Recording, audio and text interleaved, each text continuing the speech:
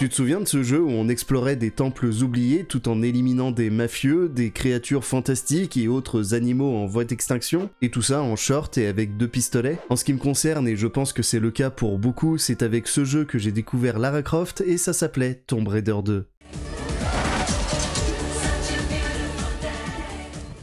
Sorti en 1997 sur PlayStation et PC, Tomb Raider 2 reprenait tout ce que les joueurs avaient aimé dans le premier jeu, mais en plus grand et plus beau. Alors dans cette aventure, Lara partait à la recherche de la dague de Xian, un artefact légendaire censé transformer son porteur en dragon. Un périple qui l'emmenait de la Grande Muraille de Chine à une plateforme pétrolière en passant par les fonds marins ou encore Venise. Tiens, et justement, Venise, parlons-en un petit peu. Avec entre autres ces séquences infernales en bateau. Mais je sais pas pourquoi, je garde surtout le souvenir d'un saut horrible au niveau de l'opéra. Alors je ne me rappelle plus exactement lequel, mais je me rappelle juste que ça m'avait fait péter un câble. Tu me diras si toi aussi ce niveau t'a rendu fou. Mis à part ça, Tomb Raider 2 c'était donc de l'action, de l'exploration et des énigmes, le tout dans des niveaux variés et agréables à explorer, malgré leurs difficultés relevées. D'ailleurs j'avoue avoir eu recours au cheatcode pour le terminer la première fois. Et l'autre cheatcode qui m'a pas mal servi, c'était celui qui faisait exploser Lara. Une bonne solution pour extérioriser sa colère quand on bloquait sur une séquence particulièrement tricky. Bon, pour décompresser, il y avait aussi la possibilité d'explorer le manoir de Lara, ce qui était plutôt plaisant, à part bien sûr pour le pauvre majordome,